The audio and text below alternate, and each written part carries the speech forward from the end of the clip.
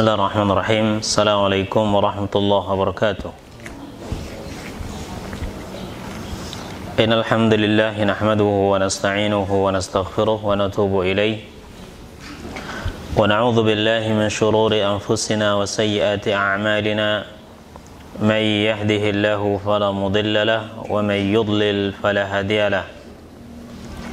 Asyhadu an la ilaha illallah wahdahu la syarika lahu. وأشهد أن محمدا عبده ورسوله لا نبي بعده وصلى الله وسلم عليه وعلى آله وأصحابه ومن سار على نهجه إلى يوم القيامة أما بعد. Ikhwani wa akhwati rahimani Allah wa yakum, asatidzah yang dirahmati oleh Allah. Insyaallah di hari ini kita akan melanjutkan kembali pembacaan kita dari kitab Fadlul Islam. Dalam kesempatan kali ini kita akan masuk pada bab wujubil Islam. Bab wujubil Islam, yakni bab tentang wajibnya untuk masuk kepada agama Islam.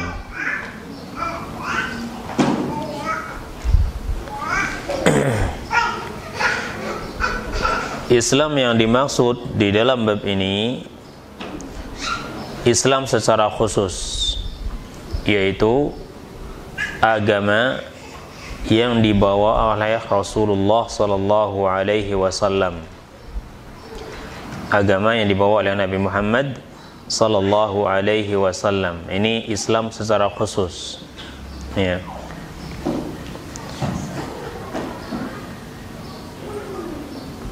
Maksud daripada wajibnya kita beragama Islam itu ada dua makna, dua maksud. Maksud yang pertama, jika dia orang yang belum beragama Islam, maka wajib baginya untuk masuk ke dalam agama Islam terlebih dahulu. Ya. Maka wajib atasnya untuk masuk ke dalam agama Islam terlebih dahulu.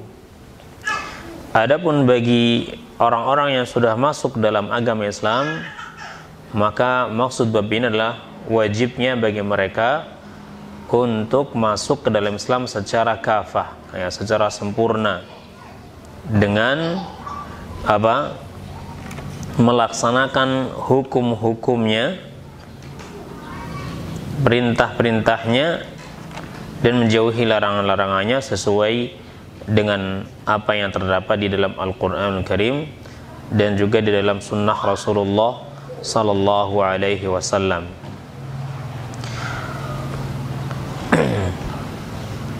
Orang yang hari ini dia tidak beragama Islam, maka dia akan menjadi orang-orang yang rugi, sebagaimana nanti akan dijelaskan oleh al-muallif di dalam bab ini. Dalam bab ini al-muallif akan membawakan kurang lebih 8 dalil. 8 dalil yang menunjukkan akan wajibnya seseorang untuk masuk ke dalam agama Islam dan menyempurnakan Islamnya, yang masuk ke dalam agama ini dengan sempurna. Karena orang yang saat ini dia tidak beragama Islam, maka dia akan menjadi orang yang rugi. Nabi sallallahu alaihi wasallam, ya, bersabda dalam hadis yang sahih diriwayatkan oleh Muslim, "Walladzi nafsi Muhammadin biyadihi la yasma'u bi ahadun min hadhihi al-ummah yahudiyyun wala aw nasrani thumma yamutu wa lam yu'min billadzi ursiltu bihi illa kana min ashabin nar." Demi zat yang jiwa Muhammad berada di tangannya, ini demi Allah, ya, tidaklah seorang pun yang hari ini mendengar tentangku, baik dia itu seorang Yahudi maupun seorang Nasrani, padahal mereka adalah orang-orang yang memiliki kitab, ya, ahlu kitab, memiliki kitab dari langit, ya. Mereka saja yang memiliki kitab dari langit, baik Yahudi maupun Nasrani, Terlebih-lebih orang yang tidak punya kitab dari langit, ya. Nah, Nabi mengatakan, demi zat yang jiwaku berada di tangannya, tidaklah seorang pun yang hari ini mendengar tentangku, ini mendengar tentang dakwahnya beliau, baik dia itu seorang Yahudi maupun Nasrani, kemudian dia meninggal dunia sementara dia belum beriman kepada apa yang aku diutus dengannya, belum beriman kepada agama Islam ini, illa kana min ashabin nar, kecuali pasti dia akan masuk ke dalam neraka, kecuali pasti dia akan menjadi penghuni neraka. Ya, hadis ini menjelaskan bahwasanya orang setelah diutusnya Nabi Muhammad SAW membawa agama Islam ini, dia wajib untuk masuk ke dalam agama tersebut, ya, kalau dia ingin selamat dari api neraka. Nah, jangankan orang-orang kafir yang tidak memiliki kitab dari langit, orang-orang yang memiliki kitab dari langit saja, yaitu orang Yahudi dan orang Nasrani, jika mereka tidak beriman kepada Nabi Muhammad SAW, mereka terancam akan masuk ke dalam neraka, menjadi penghuni neraka, ya, apalagi mereka yang tidak memiliki kitab dari langit. Maka wajib atas mereka untuk masuk ke dalam agama Islam jika mereka ingin menjadi orang-orang yang selamat. Al-Mu'allif membawakan dalil, ya, yang pertama di dalam surat Al-Imran ayat 85, di mana Allah Subhanahu wa taala berfirman, wa may yabtaghi ghairal islami dinan fala yuqbala minhu wa huwa fil akhirati minal khasirin. Wa may yabtaghi ghairal islami dinan, barang siapa yang dia mencari selain agama Islam itu sebagai agamanya, barang siapa yang dia mencari selain Islam sebagai agamanya, fala yuqbala minhu, sekali-kali tidak akan diterima darinya agama tersebut, wa huwa fil akhirati, dan dia nanti di akhirat minal khasirin, termasuk daripada orang-orang yang rugi, termasuk daripada orang-orang yang rugi. Ya, Allah Subhanahu wa taala menyebutkan di dalam ayat ini, ya, bahwa siapapun orangnya, karena man di sini itu umum, ya, mencakup seluruh manusia. Man, barang siapa atau siapapun dia, ini mencakup seluruh manusia, baik laki-laki maupun perempuan, ya, orang merdeka maupun hamba sahaya, orang Arabnya maupun orang ajamnya, manusia maupun jinnya, ya. Barang siapa yang mencari selain Islam sebagai agamanya, maka akibatnya yang pertama, fala yuqbala minhu, sekali-kali tidak akan diterima darinya agama tersebut. Kemudian yang kedua, wa huwa fil akhirati minal khasirin, dan dia di akhirat kelak termasuk daripada orang-orang yang rugi, orang-orang yang rugi. Ini yang pertama, ya. Din, kata din itu artinya syariat, ya, ad-din hiya syariah. Barang siapa yang dia menjadikan selain Islam sebagai syariat hidupnya, maka tidak akan diterima syariat tersebut. Ini menunjukkan bahwasanya orang yang beribadah kepada Allah Subhanahu wa taala bukan dengan syariat Rasulullah sallallahu alaihi wasallam, maka sekali-kali syariat atau ibadah yang dia amalkan tadi itu tidak akan diterima oleh Allah Subhanahu wa taala. Ya, wa may yabtaghi ghairal islami dinan, barang siapa yang dia mencari selain Islam sebagai syariatnya, sebagai agamanya, ya, apakah dia itu syariat Yahudi, syariat Nasrani, ataupun syariat yang lainnya, maka sekali-kali tidak akan diterima. Atau dia membuat syariat sendiri. Mungkin dia mengaku sebagai orang Islam, tapi syariatnya bukan syariat Islam, karena tidak dikembalikan kepada Al-Quran dan Sunnahnya, ya, mengamalkannya menurut keinginan sendiri, menuruti hawa nafsunya. Tidak ada dalil yang menunjukkan akan kebolehan perbuatan tersebut. Karena dalam masalah ibadah, kaidahnya al-aslu fil ibadah at-tahrim. Asal daripada ibadah itu haram dilakukan, kecuali hatta yadullad dalil ala tahlilihi, ya, atau ala tasyri'ihi, sampai ada dalil yang menunjukkan bahwa ibadah tadi itu disyariatkan, ya, bahwa ibadah itu disyariatkan. Maka barang siapa yang dia mencari syariat selain syariat Islam sebagai syariatnya dalam beribadah kepada Allah, sekali-kali syariat tersebut tidak akan diterima oleh Allah Subhanahu wa ta'ala. Ini makna secara khusus. Makna secara umum, ya, barang siapa yang dia mencari selain Islam sebagai agamanya, itu masuk Yahudi kah, Nasrani kah, Majusi kah, ya, atau yang lainnya yang itu bukan agama Islam, maka tidak diterima. Sekali-kali tidak akan diterima agama tersebut, dan nanti di akhirat dia akan menjadi orang-orang yang rugi.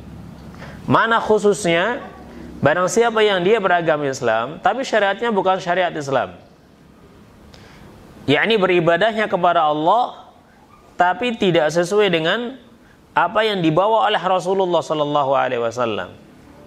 Ya, dia beribadah kepada Allah, dia bersyahadat, dia melakukan ibadah-ibadah yang dianjurkan, tapi tata caranya tidak dicontohkan oleh Rasulullah sallallahu alaihi wasallam, ya, maka sama saja dia telah mengambil syariat yang lain selain syariat Nabi Muhammad SAW, yaitu syariat Islam. Sehingga dia di dunia akan tertolak amal ibadahnya, ya, dan di akhirat akan menjadi orang-orang yang rugi, ya. Nah, Allah Subhanahu wa ta'ala berfirman, wa huwa fil akhirati minal khasirin, dan dia di akhirat kelak termasuk daripada orang-orang yang rugi. Orang-orang yang rugi. Kerugian ini bisa berupa kerugian yang besar, ya, dan juga berupa kerugian yang mengurangi kesempurnaan nikmat. Ya, kerugian yang besar itu menghilangkan nikmat secara keseluruhan, sementara kerugian yang lain yaitu bisa dikatakan kerugian yang kecil jika dibanding kerugian yang pertama, ya, yaitu kerugian yang menghilangkan kesempurnaan nikmat. Kerugian yang besar, wa huwa fil akhirati minal khasirin, dan dia di akhirat termasuk daripada orang-orang yang rugi. Maka kerugian yang besar itu adalah diharamkannya untuknya surga selama-lamanya, yakni dia tidak akan masuk surga selama-lamanya. Maka ini kerugian yang besar, berarti dia kekal di dalam neraka, yaitu orang yang meninggal dunia sementara dia tidak beragama Islam, ya, setelah diutusnya Rasulullah sallallahu alaihi wasallam. Ini kerugian yang sangat besar.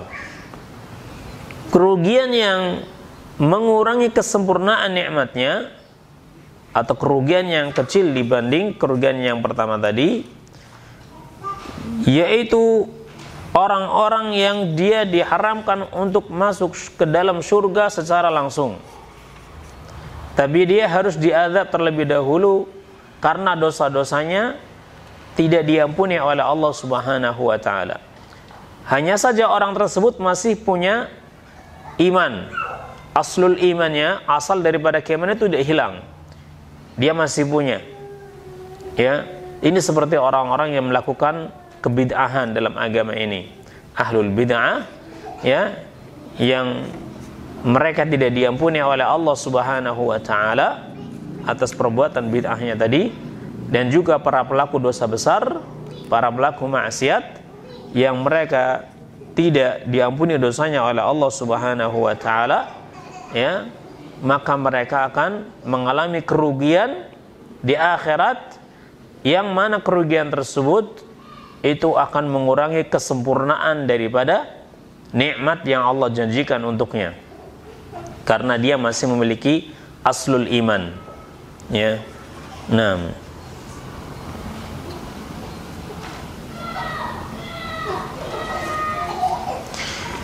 kemudian yang kedua, ini dalil yang pertama. Dari ayat ini kita bisa menyimpulkan bahwasanya kewajiban Islam yang ditunjukkan dari ayat ini, ya, kita bisa menyimpulkan bahwa Islam itu wajib dari ayat ini dari tiga sisi, ya, ada dari tiga hal. Yang pertama, adanya ancaman bagi orang yang mencari selain Islam sebagai agamanya, ya, berarti dia wajib untuk Islam biar dia selamat dari ancaman, ya. Nah, ancamannya berupa apa? Tidak diterimanya agama tersebut di sisi Allah Subhanahu wa taala, ya. Kemudian dia akan menjadi orang-orang yang rugi di yaumil qiyamah. Nah, jadi adanya ancaman bahwa dia tidak akan diterima amal ibadahnya atau agamanya jika tidak beragama Islam. Yang kedua, dia akan menjadi orang-orang yang rugi di yaumil qiyamah, berarti dia harus masuk Islam, ya. Nah, berarti dia harus masuk Islam kalau dia ingin selamat, kalau dia ingin ibadahnya diterima oleh Allah dan dia selamat dari kerugian di yaumil qiyamah kelak. Dalil yang kedua yang dibawakan oleh muallif dalam bab ini adalah firman Allah dalam surat Al-Imran ayat ke-19. Allah berfirman, "Inna ad-dina 'indallahil Islam." Sesungguhnya agama yang diridhai di sisi Allah adalah Islam.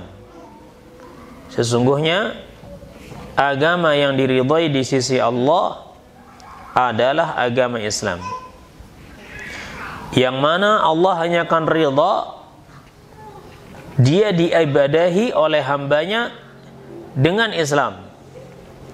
Maka kalau ada orang yang beribadah kepada Allah Subhanahu wa taala tapi bukan dengan agama Islam, ibadah tersebut tidak akan diridhai oleh Allah Subhanahu wa taala, maka konsekuensinya ibadah itu akan tertolak, ya. Ibadah itu akan tertolak. Al-Imam Ibnul Qayyim rahimahullah menyebutkan tentang athar dari Abdullah bin Abbas tentang sebab nuzul ayat ini, di mana orang-orang musyrik zaman dahulu, ya, pada zaman dahulu mereka berbangga-bangga dengan agama ayah-ayah mereka. Mereka berbangga-bangga dengan agama ayah-ayah mereka. Dan masing-masing kabilah mereka itu punya keyakinan sendiri-sendiri. Dan masing-masing mengaku kamilah yang paling bagus. Ya, mereka mengatakan ladzina illadin abaina, tidak ada agama kecuali agama ayah kami. Yakni tidak ada agama yang benar kecuali agama ayah kami, ayah-ayah kami. Kelompok yang lain mengatakan bukan. Bahkan agama yang paling bagus adalah agama ayah kami. Ya. Agama yang mereka lakukan selama ini. Maka Allah Subhanahu wa taala mendustakan ucapan mereka semua dengan menurunkan firman-Nya, Innad dina 'indallahil Islam. Sesungguhnya agama yang benar yang diridhai di sisi Allah itu hanyalah Islam. Yakni Islam yang dibawa oleh Nabi Muhammad sallallahu alaihi wasallam. Yang mana agama itu adalah agama para nabi, yaitu agama tauhid. Ya. Agama para nabi yaitu agama tauhid. Nah, ini yang wajib kita pelajari. Ya, agama tauhid, agama Nabi Muhammad sallallahu alaihi wasallam. Kalau kita perhatikan pada zaman sekarang ini, maka kita akan dapatkan ya banyak kelompok yang mengaku bahwasanya yang paling benar adalah agama saya. Cara beragama yang benar adalah agama saya. Cara beribadah kepada Allah yang benar adalah ibadah saya. Ya. Masing-masing seperti itu. Dan agama yang diridhai oleh Allah Subhanahu wa taala adalah Islam. Nah, Islam yang seperti apa? Itu yang wajib kita pelajari. Ya. Islam yang seperti apa yang wajib kita pelajari, karena masing-masing orang sudah berbangga-bangga dengan kelompoknya. Ya, apalagi kalau sudah memiliki ormas. Ya, masing-masing berbangga-bangga dengan ormasnya. Ya. Nah, maka kita wajib untuk mencari tahu, memastikan bahwa agama kita itu betul-betul agama yang dahulu dibawa oleh Rasulullah sallallahu alaihi wasallam, yang diajarkan kepada para sahabatnya ridwanullah alaihim ajma'in, kemudian diajarkan oleh murid-murid mereka kepada muridnya lagi, ya, yakni kepada para tabi'in, kemudian para tabi'in. Ya, kita harus berusaha ya untuk mempelajarinya, karena Allah Subhanahu wa taala akan tetap menjaga agama ini. Kemurnian agama Islam tetap akan ada ya sampai hari kiamat kelak, sampai Allah menghendaki agama itu akan diambil oleh Allah Subhanahu wa taala dari muka bumi ini. Ya, la tazalu ta'ifatu min ummati dhahirina 'alal haqq la yadurruhum man khadhalahum wala man khalafahum. Akan senantiasa ada sekelompok manusia dari umatku, mereka orang-orang yang akan membela kebenaran. Tidak akan membahayakan bagi mereka orang-orang yang menghina mereka dan menyelisih mereka. Ya, walaupun mereka dicela, walaupun mereka diselisihi oleh manusia, maka mereka akan tetap membela yang hak tadi. Ya, dan itu menunjukkan bahwasanya yang hak itu akan tetap ada. Maka wajib bagi kita untuk senantiasa memohon kepada Allah Subhanahu wa taala petunjuknya, agar kita diberikan petunjuk oleh Allah Subhanahu wa taala untuk mendapatkan agama yang murni tadi, agama yang hak tadi. Ya. Semakin hari semakin banyak orang yang mengaku dia yang paling benar. Sementara yang paling tahu kebenaran adalah Allah Subhanahu wa taala. Dan yang bisa memberikan kebenaran itu kepada kita semua juga Allah Subhanahu wa taala. Maka wajib bagi kita untuk senantiasa merasa butuh kepada Allah Subhanahu wa taala, agar Allah dengan rahmatnya menunjukkan kepada kita semua, ya, kepada kaum muslimin agama yang hak, agama yang benar. Kemudian kita diberikan taufik oleh Allah Subhanahu wa taala untuk mengamalkan dan mengikuti agama yang hak tadi. Ya, karena semata-mata mengharapkan ridha Allah Subhanahu wa taala. Nah, karena kalau dahulu ada orang-orang dari umat Yahudi dan Nasara, ada orang-orang yang mengetahui yang hak, tapi kemudian mereka membuang yang hak tadi karena syahwat dunianya atau keinginan dunianya, maka begitu juga akan ada di antara umat ini yang dia sudah mengetahui yang hak, tapi dia lemparkan yang hak tadi karena syahwat dunianya. Ya, karena syahwat dunia. Karena Nabi SAW sabda, la tattabi'unna sanana man kana qablakum shibran bi shibrin wa dhira'an bi dhira'in law dakhalu juhra dabbin la dakhaltum. Ya, sungguh benar-benar kalian akan mengikuti kebiasaan orang-orang sebelum kalian, sunnah-sunnah, kebiasaan-kebiasaan, cara hidup, cara beragama orang-orang sebelum kalian. Sehingga kalau ada di antara mereka yang masuk ke lubang biawak pasti akan ada di antara kalian yang mengikutinya. Ya. Ini permisalan yang dibuatkan oleh Nabi SAW. Ya, orang-orang Arab yang mereka mengetahui bagaimana lubang biawak itu, ya, maka sangat memahami permisalan ini. Lubang biawak itu kecil, biawak ini kadal gurun, ya. Ya, bukan biawak yang di sungai-sungai, tapi ini di gurun. Ya. Nah, paling lubangnya kecil, untuk dimasukin oleh manusia sangat sulit. Sangat sulit. Tapi kemudian yang pertama, yang kedua, lubangnya juga bau. Ya, kalau masuk lubang biawak bau. Karena biawak itu membuang kotorannya, kencingnya di situ. Ya. Akan tetapi Nabi mengatakan, kalau ada orang Yahudi dan orang Nasara yang masuk lubang biawak, akan ada juga di antara umat ini yang akan mengikutinya.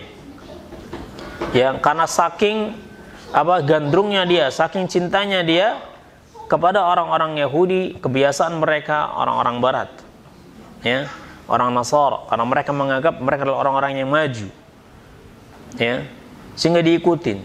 Semua yang datang dari mereka diikuti, budaya-budaya mereka diikuti, karena mereka menganggap ini budaya yang maju, ini budaya yang yakni orang-orang yang hebat. Naam, mereka menggunakan ukurannya menggunakan akal mereka yang terbatas. Padahal kehebatan itu, kemajuan itu, ya, harusnya tidak diukur dengan akal yang terbatas, tapi diukur dengan Islam.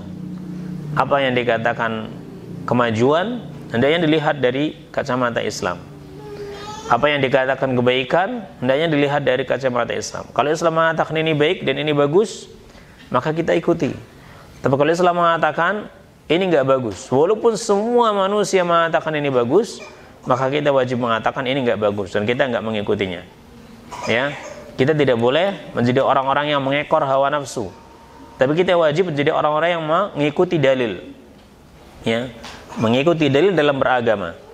Oleh karena itu wajib bagi kita, ikhwani wa akhwati rahimani Allah wa yakum, untuk senantiasa, yang paling utama, wajib bagi kita untuk merasa dalam diri kita ini bahwa kita ini adalah orang-orang yang lemah, orang-orang yang kalau bukan karena kasih sayang Allah, kita nggak akan mampu untuk mengenali kebenaran.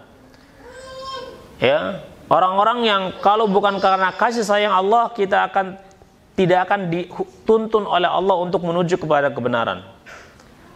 Ya, orang-orang yang kalau bukan karena rahmatnya Allah, kita tidak akan bisa mengamalkan kebenaran yang telah kita ketahui tadi. Kalau kita sudah merasa seperti itu, maka kita akan merasakan betapa butuhnya kita kepada Allah Subhanahu wa Ta'ala. Kalau dia sudah merasa butuh kepada Allah Subhanahu wa Ta'ala, maka dia akan senantiasa meminta kepada Allah Subhanahu wa Ta'ala, dan orang yang senantiasa minta kepada Allah pasti akan diberikan oleh Allah Subhanahu wa Ta'ala. Ya. Nah, terutama masalah agama ini. Nah,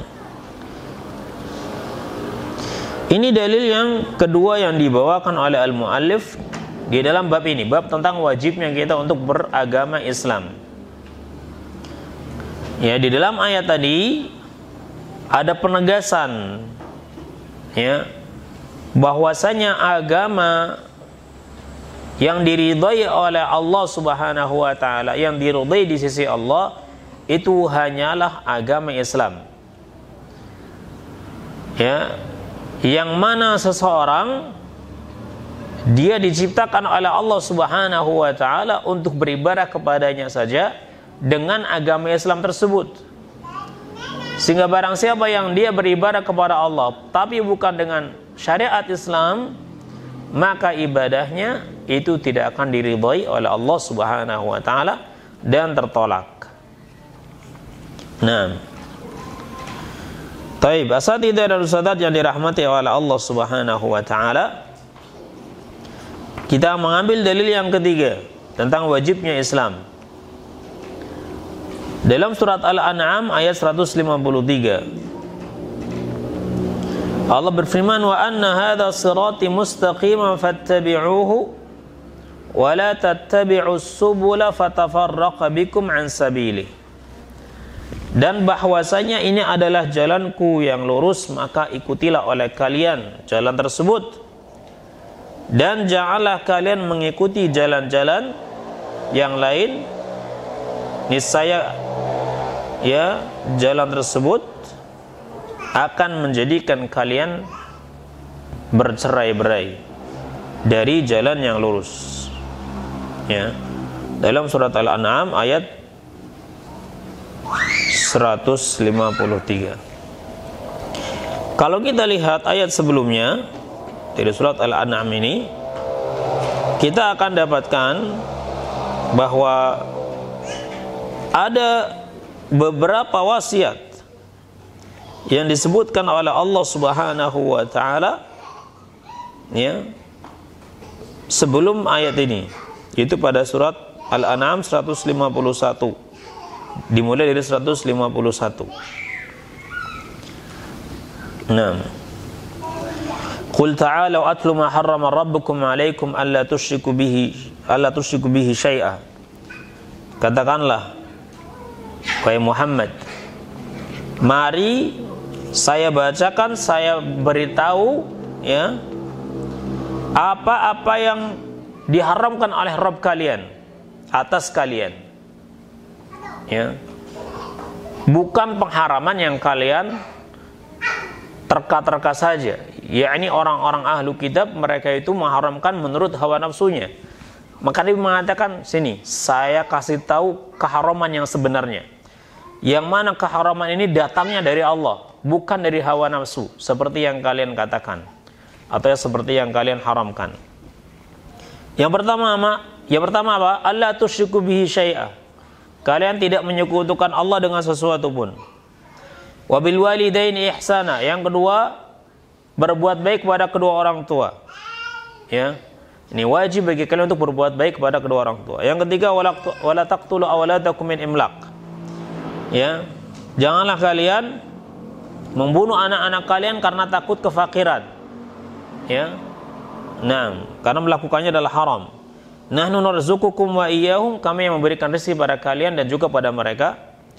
Wala taqrabul fawahisha ma dhahara minha wa ma batan. Yang keempat, janganlah kalian mendekati perbuatan yang keji, yang nampak maupun yang tersembunyi. Yang kelima, wala taqtulun nafsal lati harramallahu illa bil haqq. Janganlah kalian membunuh jiwa yang Allah haramkan kecuali dengan kebenaran. Kemudian Allah mengakhiri ayat ini, dzalikum wassakum bihi la'allakum taqilun. Hal yang demikian itu adalah yang diwasiatkan oleh Rabb kalian agar kalian menjadi orang-orang yang berakal. Ini wasiat yang pertama, ini ada 5 wasiat. Kemudian yang berikutnya, wala taqrabu malal yatim illa billati hiya ahsan. Janganlah kalian mendekati harta anak yatim kecuali dengan cara yang benar, kecuali dengan cara yang baik. Hatta yablugha asyuddah, sampai dia menjadi dewasa. Kalau sudah dewasa, segera berikan hartanya. Ya, karena terlepas dari harta mereka itu lebih aman daripada kita memegang harta mereka, takutnya kecampur dengan harta kita sehingga kita memakan harta mereka dengan batil.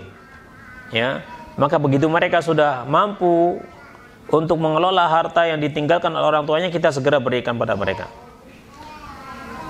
Yang keenam, wa auful kaila wal mizana bil qist. Dan tunaikanlah timbangan serta ukuran itu dengan adil. Yang ketujuh, yang kedelapan,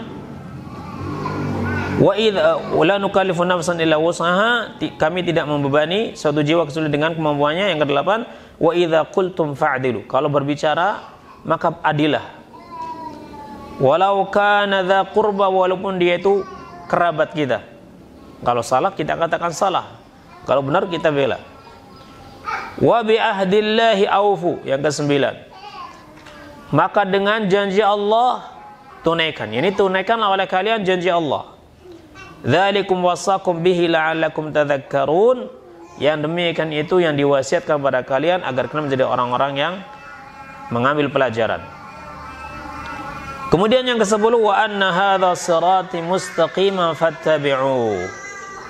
Dan bahwasanya ini adalah jalanku yang lurus, maka ikutilah oleh kalian jalan tersebut. Jalan yang lurus tadi apa? Tauhid yang pertama. Yang ada 9 wasiat sebelumnya ya.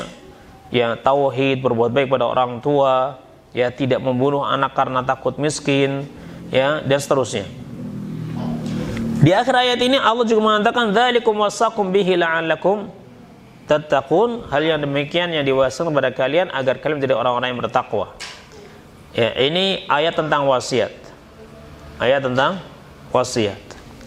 Nah, ayat ini berkaitan dengan ucapan ya salah seorang sahabat, kalau tidak salah Abdullah bin Abbas, di mana beliau mengatakan ar-raziyata kullu ar-raziyah mahala bainana wa bain an yaktuba an-nabi wa al-wasiyah. Kerugian yang sebenarnya adalah sesuatu yang menghalangi antara kita dengan Nabi untuk menulis wasiat. Ya. Yakni Nabi meninggal dunia tanpa meninggalkan wasiat. Itu kerugian yang paling besar bagi kita. Maka Abdullah bin Mas'ud radhiyallahu anhu beliau mengatakan, "Man arada an yanzura ila wasiyyati Muhammadin allati 'alaiha khatamuhu falyaqra qawluhu ta'ala qul ta'alu atlu ma harrama rabbukum." Ya, dari ayat yang 191 sampai 153. Barang siapa yang ingin melihat wasiat Rasulullah yang ada stempel ya, stempel dari beliau, maka bacalah firman Allah ya, surat Al-An'am 151 sampai 153, karena di setiap akhir dari surat ini, dari ayat ini Allah mengatakan dzalikum wasaqum bihi la'allakum tadhakkarun la'allakum ta'qilun la'allakum tadhakkarun la'allakum tattaqun. Dzalikum wasaqum bihi la'allakum ta'qilun dzalikum wasaqum bihi la'allakum tadhakkarun dzalikum wasaqum bihi la'allakum ta'qilun. Ini adalah wasiat ya untuk kalian agar kalian menjadi orang-orang yang berakal. Wasiat bagi kalian agar kalian menjadi orang-orang yang mengambil pelajaran. Wasiat bagi kalian agar kalian menjadi orang-orang bertakwa. Artinya Nabi SAW berwasiat, dan wasiat beliau hanyalah apa yang diwasiatkan oleh Allah Subhanahu wa ta'ala. Ya, jadi wasiat beliau adalah apa yang ada dalam Al-Qur'anul Karim. Nah, di dalam ayat ini, yang ini dikenal dengan ayat wasiat yang 10, ayatul wasaya al-ashar, karena ada 10 ayat, 10 wasiat di dalam surat Al-An'am. Ya, ayat ini juga menunjukkan tentang kewajiban kita untuk masuk ke dalam agama Islam secara sempurna. Ya, di mana Allah Subhanahu wa ta'ala memerintahkan kepada kita untuk mengikuti jalan beliau. Wa anna hadza sirati mustaqiman fattabi'u. Dan bahwasanya adalah jalanku yang lurus, maka ikutilah oleh kalian jalan tersebut. Dan jalan beliau adalah jalan Islam.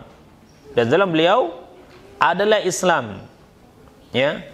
Yang mana Islam itu mencakup tadi, ya, beberapa hal tadi disebut dari Islam, yaitu bertauhid, tidak berlangsung syirik, berbuat baik kepada orang tua, ya, yakin dengan rizki dari Allah Subhanahu wa ta'ala, tidak takut dengan ya kemiskinan karena Allah yang menjamin rizki, ya, tidak membunuh, tidak melakukan kezaliman baik yang nampak maupun yang tersembunyi, yang tidak nampak, ya.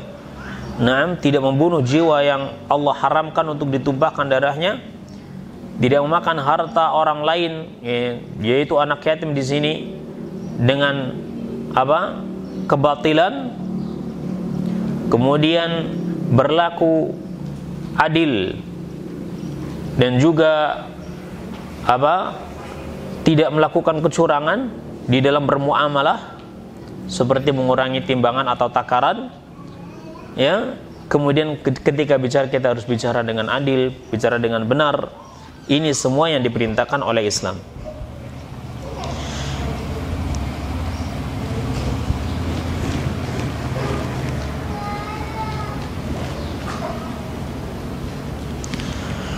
Kemudian Allah berfirman, wala tattabi'us subula fatafarraqa bikum an sabili, maka janganlah kalian mengikuti jalan-jalan yang lain sehingga kalian akan tercerai-berai dari jalan yang lurus tersebut. Ya, siratal mustaqiman ini. Sebagian ulama menafsirkan bahwasanya jalan di sini artinya sunnah. Wa anna hadza sirati mustaqima, dan bahwasanya ini adalah jalanku yang lurus, ini sunnahku. Ya. Barang siapa yang menyelisih sunnahku maka dia akan tercerai-berai, dia akan menjauh dari jalan yang lurus. Ya, dari jalan yang lurus. Qala al-Mujahid, berkata Imam Mujahid, as-subulu al-bid'u wasyubuhat. Ketika menafsirkan tentang jalan-jalan, fala tattabi'us subula, janganlah kalian mengikuti jalan-jalan yang lain. Berkata Imam Mujahid, as-subulu, jalan-jalan itu maksudnya adalah al-bid'u wasyubuhat, yaitu perkara-perkara bid'ah dan perkara-perkara yang syubhat. Perkara-perkara bid'ah dan perkara-perkara syubhat. Maka maksud daripada jalan yang harus diikuti adalah jalan sunnah, jalan Rasulullah sallallahu alaihi wasallam. Ya, diartikan juga jalan sunnah tadi, tapi tidak bertentangan dengan yang mengartikan bahwa jalan yang maksudnya adalah Islam. Karena Islam dan sunnah tidak bisa dipisahkan. Islam ya sunnah, sunnah ya Islam. Nah, ayat ini menyuruh kita yang pertama mengikuti jalan ini. Ini perintah agar kita beragama Islam. Karena Islam yang di jalan siratal mustaqim itu adalah Islam. Ya. Siratal mustaqim adalah Islam, seperti dalam hadis Nawas bin Sam'an, ya, yang diriwayatkan oleh Imam Ahmad dalam sanad yang baik. Ya. Fattabi'uhu, ini perintah. Dan al-aslu fil amri lil wujub, asal daripada perintah adalah wajib. Ya. Nah, kemudian perintah ini ditegaskan lagi dengan larangan untuk mengikuti selain jalan ini. Wala tattabi'us subula fatafarraqa bikum an sabili, janganlah kalian mengikuti jalan-jalan yang lain sehingga kalian akan tercerai-berai dari jalan yang lurus tadi. Maka kalimat ini dalam ayat ini, potongan ayat ini menunjukkan tentang larangan. Wal aslu fin nahi lit tahrim, dan asal dalam larangan itu adalah haram untuk dilakukan. Maka mengikuti jalan-jalan selain jalan Islam itu hukumnya haram. Ya.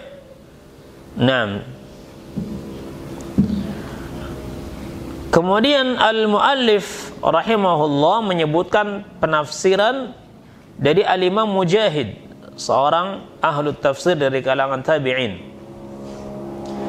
di mana Imam Mujahid menafsirkan kata as-subul dengan al-bid'ah wasyubuhat, perbuatan-perbuatan bid'ah, perkara-perkara yang yang baru dalam agama ini, wasyubuhat, dan perkara-perkara yang syubhat yang tidak memiliki dalil yang jelas dalam perkara tadi.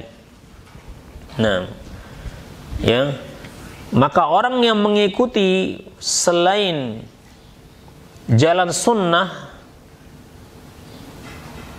maka dia akan tercerai-berai dari jalan yang lurus tadi. Dia akan menjauh dari jalan yang lurus tadi.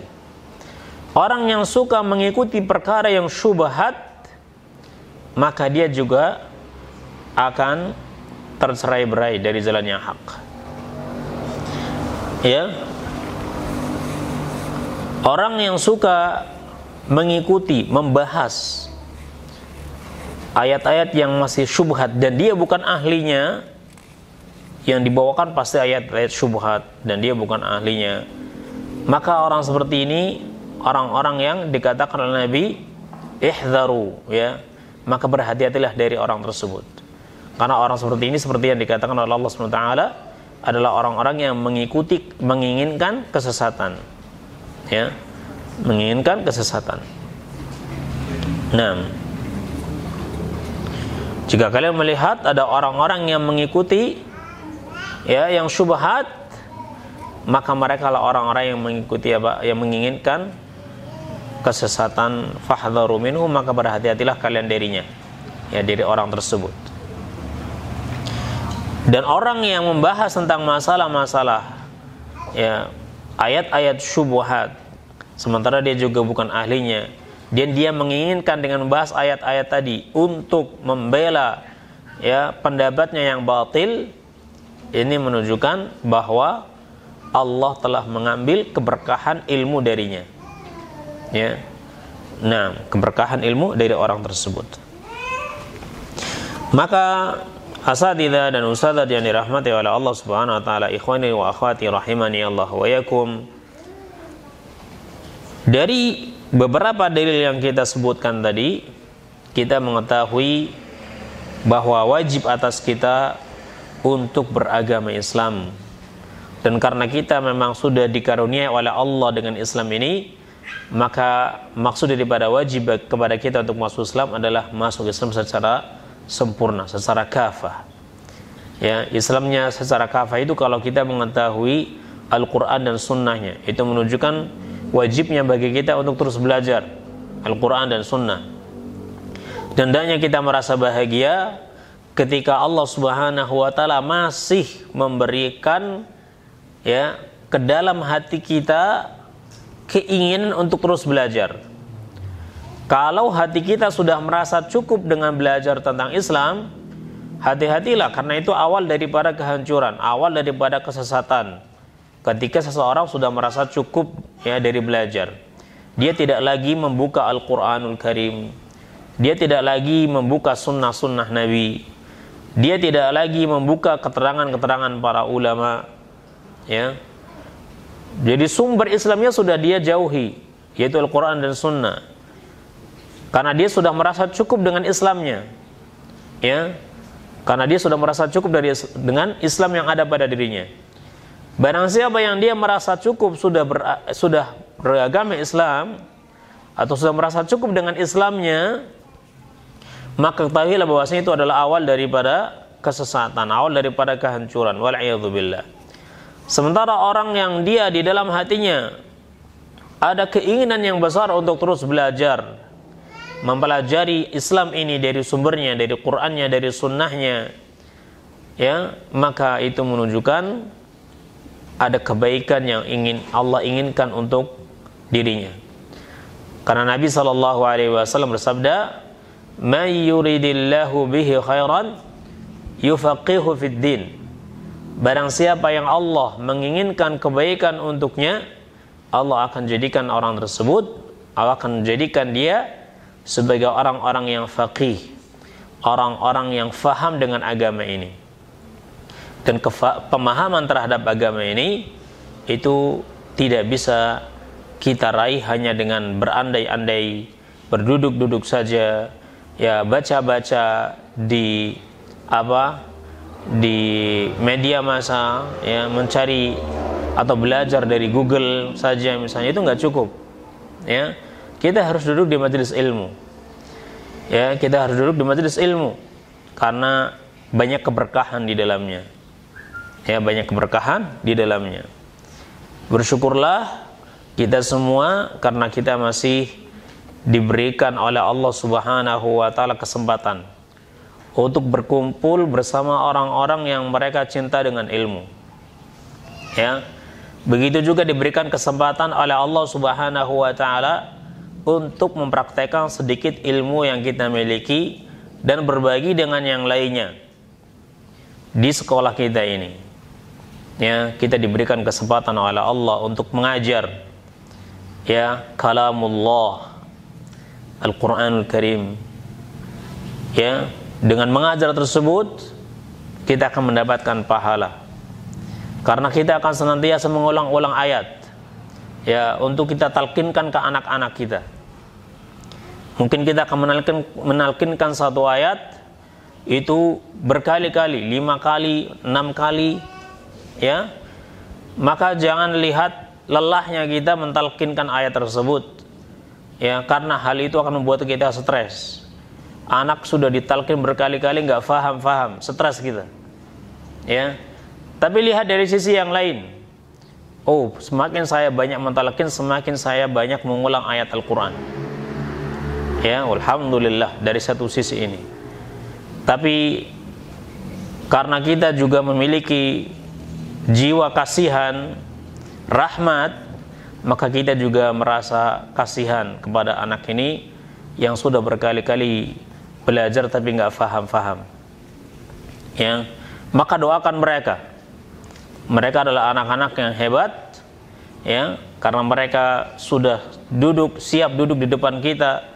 Dia ulang-ulangi ayat tersebut. Jika Anda merasa lelah mengulangi ayat tersebut, maka ketahuilah bahwasanya anak itu juga merasa lelah untuk mengulanginya, tapi dia tidak memperlihatkan di hadapan kita. Kalau begitu kita juga jangan perlihatkan kita lelah, bahwa kita lelah mengajar mereka. Jangan perlihatkan di hadapan mereka bahwasanya mereka itu anak yang nggak mungkin bisa menghafal ayat ini, susah. Ya, nah, tapi doakan, ya doakan mereka.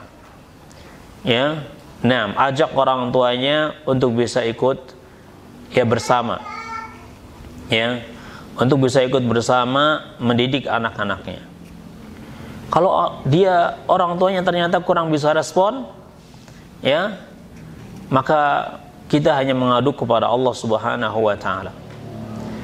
Ingatlah bahwa hati anak-anak kita, hati wali santri kita, ya, itu ada di antara dua jari Allah Subhanahu wa ta'ala. Yuqallibuhu kaifa syaa. Allah itu akan membolak-balikkan hati tersebut seperti yang Allah kehendaki. Maka kita ini yang diberikan amanah oleh Allah untuk mengajar Al-Quran ini, gunakan kesempatan ini untuk bertawasul dengan apa yang kita ajarkan. Ya Allah, begitu lelah ya lisan ini untuk mengajarkan Al-Quran, tapi karena itu kalammu, maka hal itu menjadi nikmat bagi kami untuk mengulang-ulang kalammu. Jika engkau ridha dengan perbuatan kami ya Allah, maka tolong ya berikan kemudahan untuk anak-anak saya di sini. Tolong berikan ya hidayah untuk ibu-ibu dan ayah-ayah mereka agar mereka juga bisa membantu anak-anaknya untuk belajar Al-Quran di sini. Ya, kecintaan kita kepada mereka itu mendorong kita, ya mendorong lisan kita untuk mendoakan mereka di dalam doa-doa kita, di tempat-tempat yang doa itu akan diijabahi oleh Allah Subhanahu wa ta'ala. Naam. Ya, kita berdoa kepada Allah Subhanahu wa ta'ala. Ini adalah yang bisa kita lakukan. Karena kalau kita terus menuntut ya anak ini bisa seperti yang kita harapkan, ya, menuntut orang tuanya juga seperti yang kita harapkan, bisa jadi kita malah jadi sakit hati, kita stres, ya. Naam. Maka kita hanya mengadu kepada Allah Subhanahu wa ta'ala. Allah yang maha mampu untuk merubah hati anak-anak kita di sekolah ini. Allah yang mampu untuk merubah hati para wali santri kita, ya wali santri anak-anak kita di sini, agar mereka juga perhatian dengan anak-anaknya. Kita begitu sayang pada mereka dan kita begitu kasihan terutama pada anak-anak tersebut. Fudail bin Iyad pernah meriwayatkan dari Malik bin Dinar rahimahullah, di mana Malik bin Dinar itu melihat ada seorang laki-laki salatnya itu buruk. Maka Malik bin Dinar mengatakan, ma arhamani bi iyalihi, betapa kasihannya saya dengan keluarga orang ini, betapa saya sangat kasihan dengan keluarganya. Maka sahabat Malik bin Dinar mengatakan, ya Aba Yahya, innahu yusi'u salatahu, ya, inna hadha alladhi yusi'u salatahu wa kaifa tarhamu bi iyalihi. Wahai Abu Yahya, yang salatnya buruk ini adalah orang ini. Kenapa kok kamu kasihan kenapa Anda malah kasihan kepada keluarganya? Maka Malik bin Dinar mengatakan, innahu kabiruhum wa minhu yata'allamun. Karena dialah orang yang paling besar di keluarganya, karena dialah pemimpin keluarganya, dan keluarganya akan belajar kepadanya. Ya, kalau orang ini saja sholatnya sudah buruk, lalu bagaimana dengan anak-anaknya nanti? Lalu bagaimana dengan keluarganya nanti? Ya, kita kasihan kepada anak-anak kita yang belajar di sini. Kalau misalnya kurang mendapatkan perhatian dari orang tuanya, tapi kita pun tidak bisa menuntut mereka seperti yang kita harapkan. Walaupun demikian, kita masih punya senjata, yaitu doa. Ya, berdoa. Kemudian asatidz dan ustadzan yang dirahmati oleh Allah Subhanahu wa taala, ketahuilah bahwa yang kita ajarkan ini adalah kalamullah, Al-Qur'anul Karim. Kalam bukan kalam bashar, bukan kalam manusia. Kalam yang agung. Ya, ini kalamullah. Maka hendaknya kita berusaha untuk memantaskan diri kita untuk mengajarkan kalamullah ini. Ya, kita pantaskan diri kita agar Allah Subhanahu wa taala itu memang tepat menilai kita. Ya, bahwa Allah tidak salah memilih kita ketika Allah ya menginginkan ada hamba-hambanya yang mengajarkan kalam ini kepada hamba Allah yang lainnya. Kita berharap Allah tidak salah memilih kita untuk mengajarkan kalam Allah ini. Maka hendaknya kita semua juga berusaha untuk menjadi orang-orang yang memang pantas untuk dipilih oleh Allah untuk mengajarkan kalamnya, dengan menjaga ketakwaan kita. Ya, dijaga, kita itu guru. Ya, kita itu dianggap ustaz. Lebih dari itu, kita itu orang-orang yang mendaftar kepada Allah agar kita dijadikan sebagai hamba Allah yang ikut berperan dalam mengajarkan kalamnya kepada yang lainnya. Ya, jagalah keimanan kita, ketakwaan kita. Jangan bermaksiat kepada Allah Subhanahu wa taala. Banyak bertaubat kepada Allah Subhanahu wa taala agar itu menjadikan kita mudah dalam mengajar. Karena ditakutkan asatidz dan ustadzat yang dirahmati oleh Allah, ditakutkan ketika kita merasa futur dari mengajarkan Al-Qur'an ini, kemudian kita meninggalkan mengajarkan Al-Qur'an ini, jangan-jangan memang Allah tidak menghendaki Anda mengajarkan Al-Qur'an karena Anda orang yang tidak tepat untuk Allah pilih menjadi pengajar Al-Qur'an ini. Karena sifat Anda, akhlak Anda, agama Anda, yang itu semua membuat Anda itu tidak tepat untuk memegang, untuk memikul tugas ini, mengajarkan kalamullah kepada hamba-hamba Allah yang lainnya. Sehingga Allah jadikan Anda itu futur, ya, stres dengan mengajarkan Al-Quran ini kepada kaum muslimin. Akhirnya Anda tinggalkan. Ya, naam, tidak bisa menikmati mengajarkan Al-Quran. Kalau bukan karena butuh kepada pekerjaan, mungkin Anda akan tinggalkan dan akan milih pekerjaan yang lain. Kalau ada pekerjaan yang jauh lebih enak, gajinya lebih besar, mungkin Anda akan tinggalkan pekerjaan ini, mengajar Al-Quran. Karena ngajar Al-Quran bikin stres saja misalnya. Wal'iyadzubillah. Jangan-jangan memang Allah Subhanahu wa ta'ala tidak mengharapkan Anda untuk mengajarkan Al-Quran karena sikap Anda, agama Anda. Ya, tapi orang-orang yang bisa menikmati Al-Quran, mengajarkan Al-Quran, ya, kepada kaum muslimin, maka bisa jadi memang Allah ridha kepadanya.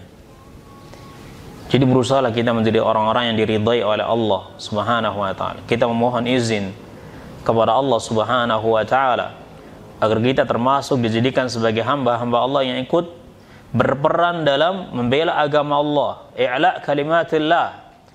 Dan pembelaan kita terhadap agama Allah saat ini adalah dengan mengajarkan kalamullah kepada kaum muslimin, kepada anak-anak kaum muslimin di sekolah kita ini. Ya, lihatlah dari sisi ini hikmah yang besar yang sedang Allah berikan kepada kita semua. Ya, naam, karena mengajarkan kalamullah, satu hurufnya mendapatkan satu kebaikan Ya, suatu kebaikan dilipat gandakan menjadi 10 kali lipatnya. Kebaikan tiap hari. Tiap hari kita mengajarkan anak-anak Al-Quran di sini. Itu nikmat yang besar dari Allah Subhanahu wa taala. Ya, lihatlah dari sisi ini, ya, hikmah yang besar ini, kemudian kita muhasabah. Apakah memang selama ini kita orang-orang yang layak, ya, pantas untuk mengajarkan Al-Quran ini?